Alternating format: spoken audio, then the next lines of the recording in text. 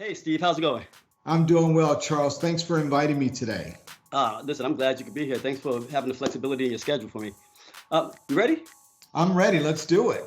All right, cool. So Steve, you are president and special counsel to Comcast Cable CEO Dave Watson, and you're also former president of the West region, which, last I looked up, at least when you had the reins and you were the steward of, you were doing about 18 billion. You had about 30K employees and 13 Western states.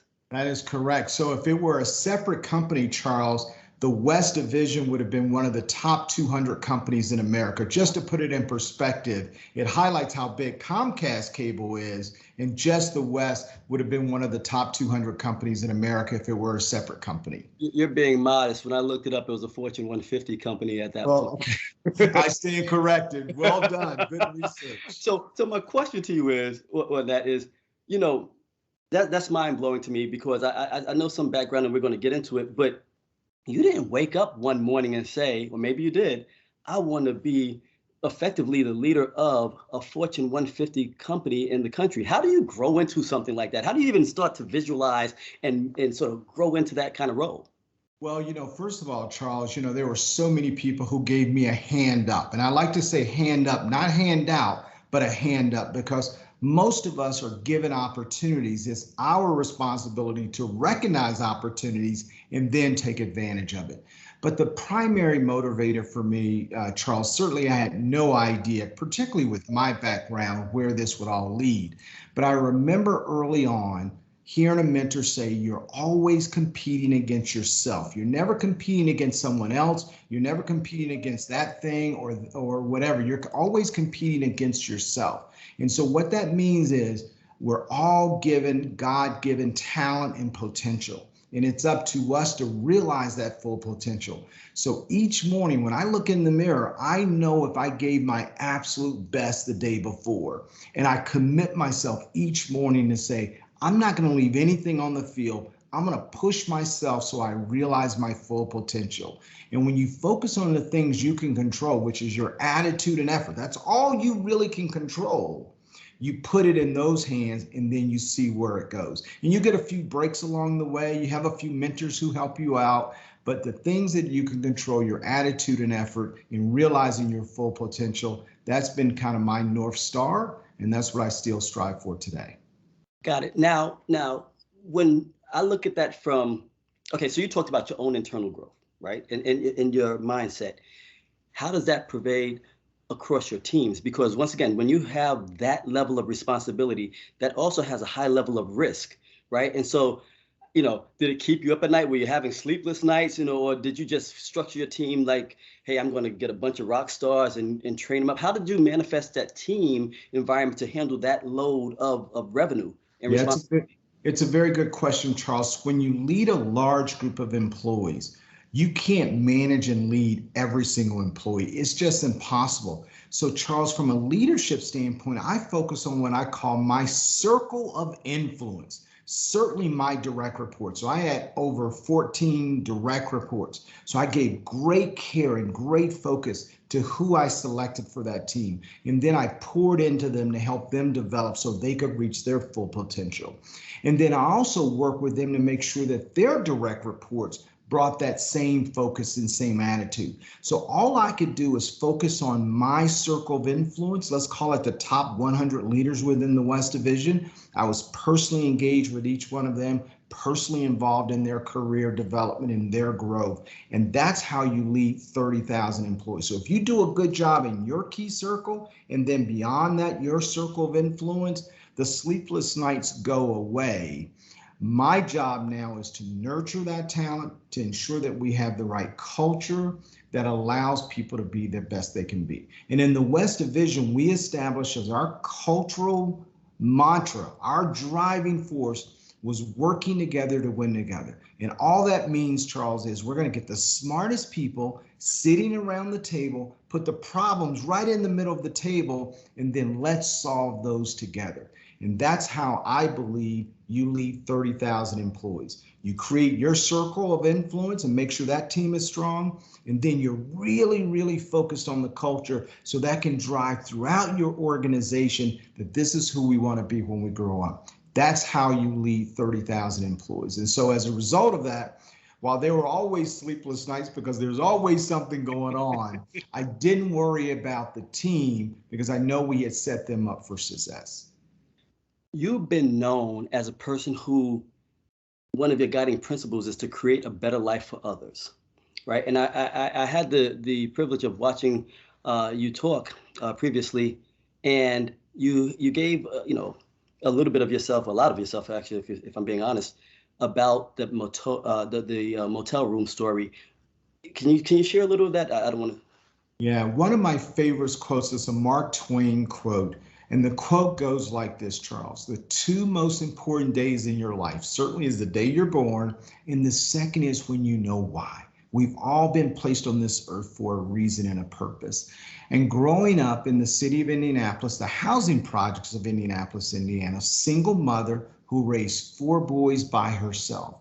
And often, Charles, when I was 9, 10, and 11 years old, we would join my mother cleaning motel rooms, because when my mother first arrived in Indianapolis, she was a housemaid that would clean motels. And that's different from a hotel. A hotel has floors. Motel, you pull up your car, the door's right there, and you go in.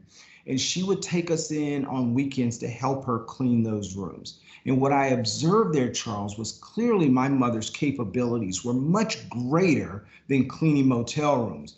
But her why, her purpose in life was to raise 4 young boys and turn them into men.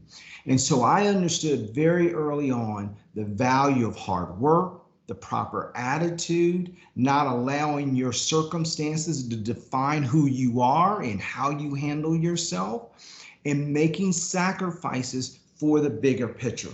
So the values of learning in that motel room really kind of set a foundation for me that allowed me to achieve future success. Because without that foundation, without that set of values, I could not have achieved this level of success. And so I go back to that motel room as the centerpiece of establishing a huge part of who I am, what's important to me, which allowed me to achieve a level of success.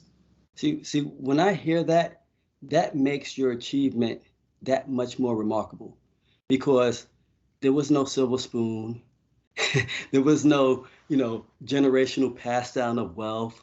What there was a generational pass down of attitude and effort, right? And that to me is what pervaded in you, that said, I'm going to not just, be that normal average person. I'm going to excel, and I'm going to excel. And then by some luck or by some strategic planning or just good timing, it allowed for you to consistently grow and grow others. Now, because Charles, one of the things that's lost, and I do this with my son, I'll give you an example. I had a chance to go to Harvard Business School for some training programs. And I must have purchased 10 different jackets, shirts, and things like that for my son. And when you have a young child, they grow out of things after 6 months. So I bought about 10 pieces of Harvard Business School clothing. So at every step of his young formative years, he would be wearing a Harvard Business School jacket or shirt or golf shirt or whatever. Because what we're trying to do is establish expectations. Now, whether he goes to Harvard, that's not the point. The point here is there's an expectation, young man, that you're going to go to college and you're going to achieve something and you're going to make an impact on others in your life. And so what my mother was doing in that motel room, while yes, certainly we were cleaning, unbeknownst to me, she was setting a level of expectation. And when you have a bar that's up here, you will reach there. If the bar is too low, you will reach that and you will stop. So I don't want to lose that point in leadership. It's about setting expectation, because sometimes people say, well, Steve, what about the guys you grew up with? They're not in that same spot. And I'm not saying it's because I had more talent or I worked harder, but my mother set a level of expectation and I didn't want to let her down. And I reached to that.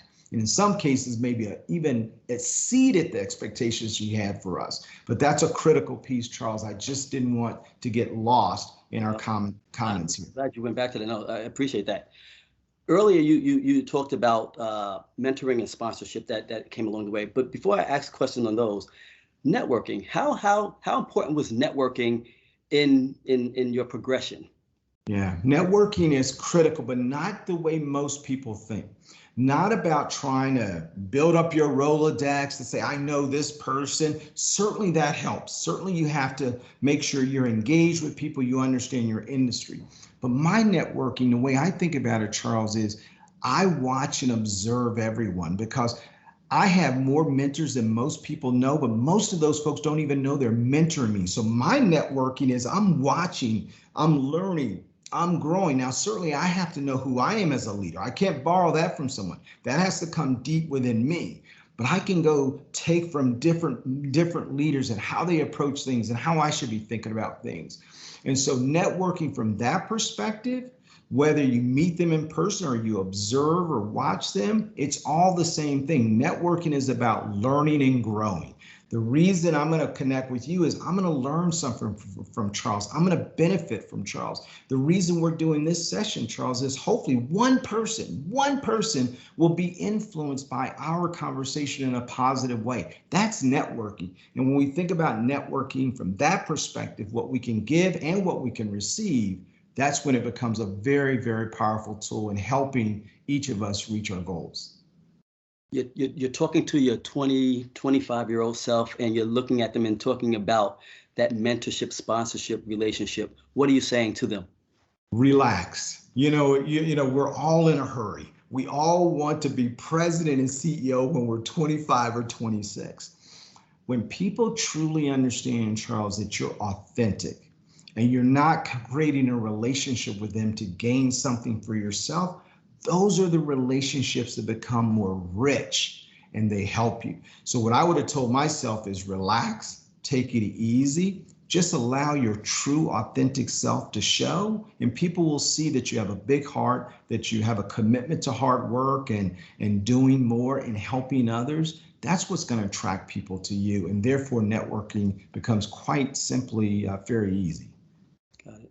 I'm going to pivot slightly to current event, which is COVID-19. We're still living in this age, right? And when you start talking about the number of employees that you're responsible for directly and indirectly, leading through this crisis, people, they see leaders and they're like, "There's my rock. There's that foundation." But in some cases, those leaders have family members, or extended family members, friends who've been touched. Hopefully, well, we've all been touched. We all know somebody who's died close in our circle, right? How are you aiding the individuals who are mentees, your direct reports, et cetera, your sphere of influence through these crises, right? And I'm looking at it more from the standpoint of the mental side, right? Because they still have to be able to keep up that performance level, and we're managing through crises. But some people are managing one team, you're managing a much larger audience of individuals. How do you help in that process? Well, it's an interesting question, Charles, because if you try to start during the pandemic, it's too late. You have to lay the foundation very early on, even when times are more calm. So therefore, when a pandemic hits, you're prepared. So the way you do that is through consistency and clarity. Clarity of leadership is around what are our values? What's important to us? What is our moral compass? How do we make decisions here around our employees? And you have to establish that early and often, and then you have to be very consistent with that. So when something like the pandemic hits, you're prepared because people know that you have a moral compass in guiding you. And that's what I've been so impressed with our company at Comcast, led by Dave Watson, who leads the cable group, Brian Roberts, who leads the overall corporation, Jeff Shell, who leads our NBC Universal, and I can go on.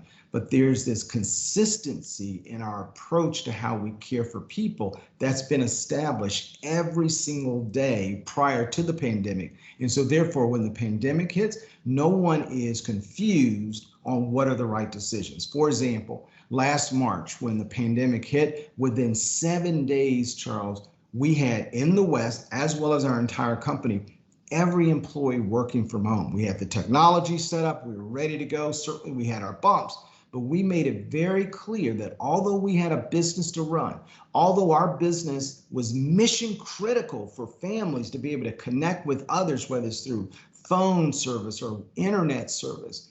While that was critical, we made the important decision, let's get our men and women home. Let's make sure that they're safe. And for our technicians and other employees that needed to be out there in harm's way, what are the right protocols? And so by being consistent with what we had established about what we are about, made it simple. Not without bumps, of course, but you've got to start very early on through leadership of clarity and consistency. That's what gets you through difficult times like the pandemic. I want to move in this last segment over to some of the passions that I know you have. Let's talk about uncompromising, because throughout this conversation, I've heard, attitude and effort, culture, create a better life for others. You have a lot of key phrases that help drive conversation, but also help drive thought, right? That you could put into your heart. And so I know you're in the process, or you probably finished now writing your book, Uncompromising. And so talk to us a little about that, if you could. Well, I go back to the quote I quoted earlier. The two most important days of your life is the day you're born, and the second is when you know why. And I learned very early on, Charles, while I didn't know I was learning in that motel room, I recognized and realized that my why, my purpose on this earth is to create that table of prosperity for others. And the way that happened for me, I got fired. One of my first early jobs, I was a sales leader for a company called American Hospital Supply. I was 4 or 5 years out of college. I was riding high and I was so focused on accomplishing things. I got fired because my focus was on me. My focus was on what I could do, what I could accomplish, and not focus on my teammates. And rightly so, I got terminated, and that was a major learning experience for me. And it was clear to me that if I wanted to achieve a level of success, that I really had to focus on creating that table of prosperity for others. And then when you're focused on creating that table of prosperity for others, you want to share as much as you possibly can.